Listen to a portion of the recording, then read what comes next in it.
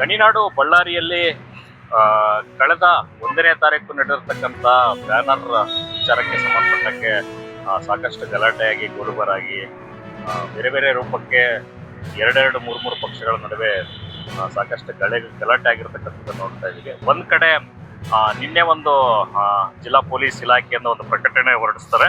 ಆದರೆ ಮಾನ್ಯ ಜಿಲ್ಲಾಧಿಕಾರಿ ಆದೇಶದಂತೆ 3/1/2026 ಈ ಒಂದು ಆದೇಶವನ್ನು ಮಾನ್ಯ ಜಿಲ್ಲಾಧಿಕಾರಿಗಳು ಆದೇಶ ಹೊರಡಿಸ್ತಾರೆ. ಏನಂತಂದ್ರೆ ಬ್ಯಾನರ್ಗಳನ್ನು ಬಳ್ಳಾರಿ ನಗರದಲ್ಲಿ ಹಾಕ್ಬೇಕಂದ್ರೆ ಅವುಗಳನ್ನು ಅನುಮತಿ ಪಡೆದು ಹಾಕ್ಬೇಕು. ಅವುಗಳನ್ನು ಅನುಮತಿ ಪಡೆದೇ ಇದ್ದಂಗೆ ಸಾರ್ವಜನಿಕ ಸ್ಥಳಗಳಲ್ಲಿ ಬ್ಯಾನರ್ಗಳು ಹಾಕಿದ್ರೆ ಅದಕ್ಕೆ ನೇರವಾಗಿ ಸಂಬಂಧಪಟ್ಟ ಇಲಾಖೆಯ ಅಧಿಕಾರಿಗಳೇ ಹೊಣೆ, ಅವರ ವಿರುದ್ಧ ಕಾನೂನು ಕ್ರಮ ತೆಗೆದುಕೊಳ್ಳಲಾಗುತ್ತದೆ ಅಂತೇಳಿ ಒಂದ್ ಕಡೆ ಹೇಳ್ತಾರೆ.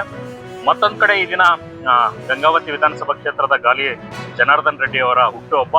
ಈ ದಿನದಂದು ಅವರ ಅಭಿಮಾನಿಗಳು ಸಾರ್ವಜನಿಕ ಸ್ಥಳಗಳಲ್ಲಿ ಬ್ಯಾನರ್ಗಳನ್ನು ಹಾಕದೆ ಬಳ್ಳಾರಿ ಬಹಳ ನಿಶ್ಶಬ್ದವಾಗಿರ್ತಕ್ಕಂಥದ್ದು ಒಂದ್ ಕಡೆ ಆದ್ರೆ, ಇನ್ನು ನವಮಾಧ್ಯಮಗಳಾಗಿರ್ತಕ್ಕಂಥ ಫೇಸ್ಬುಕ್ ಇರ್ಬೋದು, ಇನ್ಸ್ಟಾಗ್ರಾಮ್ ಇರ್ಬೋದು, ವಾಟ್ಸಪ್ ಇರ್ಬೋದು, ಇನ್ನಿತರ ನವಮಾಧ್ಯಮಗಳಲ್ಲಿ ಸಾಕಷ್ಟು ಅವರ ಹುಟ್ಟುಹಬ್ಬದ ಪ್ರಯುಕ್ತ ಸಾಕಷ್ಟು ಅಭಿಮಾನಿಗಳು ಅವರಿಗೆ ಶುಭಾಶಯಗಳನ್ನು ಕೋರತಕ್ಕಂಥದ್ದು, ಜೊತೆಲಿ ಅದಕ್ಕೆ ಹಾಡುಗಳನ್ನು ಮಿಕ್ಸ್ ಮಾಡಿ ಪ್ರಚಾರ ಮಾಡತಕ್ಕಂಥದ್ದು ಮುಂದಾಗ್ತಾ ಇದ್ದಾರೆ.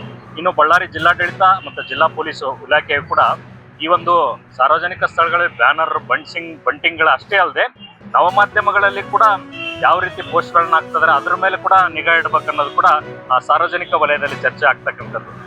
ಒಟ್ಟಾರೆಯಾಗಿ ಒಂದು ಕಡೆ ಬಳ್ಳಾರಿಯಲ್ಲಿ ಈ ತರ ಪರಿಸ್ಥಿತಿ ಇದೆ. ಇನ್ನು ಕೊಪ್ಪಳ ಜಿಲ್ಲೆ ಗಂಗಾವತಿ ತಾಲೂಕಿನಲ್ಲಿ ಕೂಡ ಅಷ್ಟೇ ಗಾಲಿ ಜನಾರ್ದನ್ ರೆಡ್ಡಿ ಅವರ ವಿಧಾನಸಭಾ ಕ್ಷೇತ್ರ ಗಂಗಾವತಿ ಆಗಿರೋದ್ರಿಂದ ಅಲ್ಲಿ ಕೂಡ ಅಷ್ಟೇ ಸಾಕಷ್ಟು ಬ್ಯಾನರ್ಸ್ ಬಂಟಿಂಗ್ಗಳನ್ನ ಸಾರ್ವಜನಿಕ ಸ್ಥಳಗಳಲ್ಲಿ ಸಾಕಷ್ಟು ಯಾವುದೇ ಅನುಮತಿಗಳಿಲ್ಲದೆ ಸಾಕಷ್ಟು ಬ್ಯಾನರ್ಗಳನ್ನ ಹಾಕ್ತಾರೆ. ಅದು ಕೂಡ ನಾಳೆ ಒಂದಿನ ಈ ರೀತಿ ಘಟನೆ ಆಗ್ಬೋದು. ಮುನ್ನೆಚ್ಚರಿಕಾ ಕ್ರಮವಾಗಿ ಅಲ್ಲಿಗೆ ಆಯುಕ್ತರಾಗಿರ್ತಕ್ಕಂಥವ್ರು ಕೂಡ ಕ್ರಮ ತೆಗೆದುಕೊಳ್ಬೇಕು. ಇಲ್ಲಾಂದ್ರೆ ನಾಳೆ ದಿನ ಮತ್ತೆ ಇದೇ ರೀತಿ ಗಲಾಟೆಗಳಾಗಿ ಮತ್ತೆ ಸಮಸ್ಯೆ ಆಗಿ ಸಾರ್ವಜನಿಕ ವಲಯದಲ್ಲಿ ಚರ್ಚೆ ಆಗುತ್ತೆ, ಗಲಾಟೆಗಳಾಗುತ್ತೆ, ಬೇರೆ ಬೇರೆ ರೂಪಕ್ಕೆ ಅದು ಮುಂದುವರುತ್ತೆ ಅನ್ನೋದು ಕೂಡ ಸಾರ್ವಜನಿಕ ವಲಯದಲ್ಲಿ ಚರ್ಚೆ ಆಗುತ್ತದೆ. ಗಣಿನಾಡು ಬಳ್ಳಾರಿಯಿಂದ ಡಾಕ್ಟರ್ ಗಿರೀಶ್ ಕುಮಾರ್ ಜಿ, ಬಳ್ಳಾರಿ.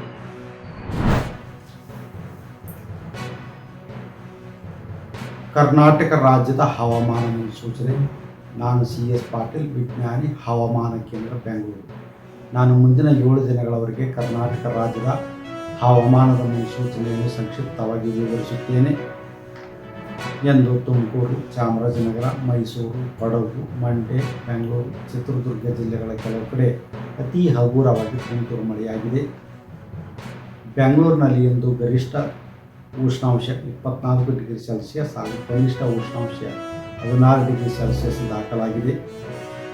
ಪೂರ್ವದ ಅಲೆಗಳ ಪ್ರಭಾವದಿಂದಾಗಿ ಕರ್ನಾಟಕದ ದಕ್ಷಿಣ ಒಳನಾಡು ಹಾಗೂ ಕರಾವಳಿ ಜಿಲ್ಲೆಗಳ ಕೆಲವು ಕಡೆ ತುಮಕೂರು, ಚಿಕ್ಕಬಳ್ಳಾಪುರ, ಕೋಲಾರ, ಬೆಂಗಳೂರು, ರಾಮನಗರ, ಮಂಡ್ಯ, ಮೈಸೂರು, ಚಾಮರಾಜನಗರ, ಕೊಡಗು, ಹಾಸನ, ಚಿಕ್ಕಮಗಳೂರು, ದಕ್ಷಿಣ ಕನ್ನಡ ಹಾಗೂ ಉಡುಪಿ ಜಿಲ್ಲೆಗಳ ಕೆಲವು ಕಡೆ ಜನವರಿ 11 ಹಾಗೂ 12ರಂದು ಹಗುರವಾಗಿ ಒಂದೆರಡು ಕಡೆ ತುಂತುರು ಮಳೆಯಾಗುವ ಹೆಚ್ಚಿನ ಸಾಧ್ಯತೆ ಇದೆ. ಕರಾವಳಿ ಹಾಗೂ ದಕ್ಷಿಣ ಒಳನಾಡಿನ ಜಿಲ್ಲೆಗಳಲ್ಲಿ ಜನವರಿ 13ರಿಂದ ಜನವರಿ 17ರವರೆಗೆ ಒಣ ಹವೆ ಮುಂದುವರಿಯುವ ಹೆಚ್ಚಿನ ಸಾಧ್ಯತೆ ಇದೆ. ಉತ್ತರ ಒಳನಾಡಿನ ಜಿಲ್ಲೆಗಳಲ್ಲಿ ಜನವರಿ 11ರಿಂದ ಜನವರಿ 17ರವರೆಗೆ ಒಣ ಹವೆ ಮುಂದುವರಿಯುವ ಹೆಚ್ಚಿನ ಸಾಧ್ಯತೆ ಇದ್ದು, ಕನಿಷ್ಠ ಉಷ್ಣಾಂಶ ಸುಮಾರು 11ರಿಂದ 13 ಡಿಗ್ರಿ ಸೆಲ್ಸಿಯಸ್ ಇರುವ ಹೆಚ್ಚಿನ ಸಾಧ್ಯತೆ ಇದೆ.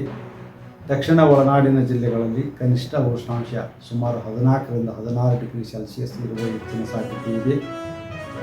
ಬೆಂಗಳೂರಿನಲ್ಲಿ ಜನವರಿ 11 ಹಾಗೂ 12ರಂದು ಕನಿಷ್ಠ ಉಷ್ಣಾಂಶ ಸುಮಾರು 14ರಿಂದ 16 ಡಿಗ್ರಿ ಸೆಲ್ಸಿಯಸ್ ಹಾಗೂ ಗರಿಷ್ಠ ಉಷ್ಣಾಂಶ 24ರಿಂದ 26 ಡಿಗ್ರಿ ಸೆಲ್ಸಿಯಸ್ ಇರುವ ಹೆಚ್ಚಿನ ಸಾಧ್ಯತೆ ಇದೆ.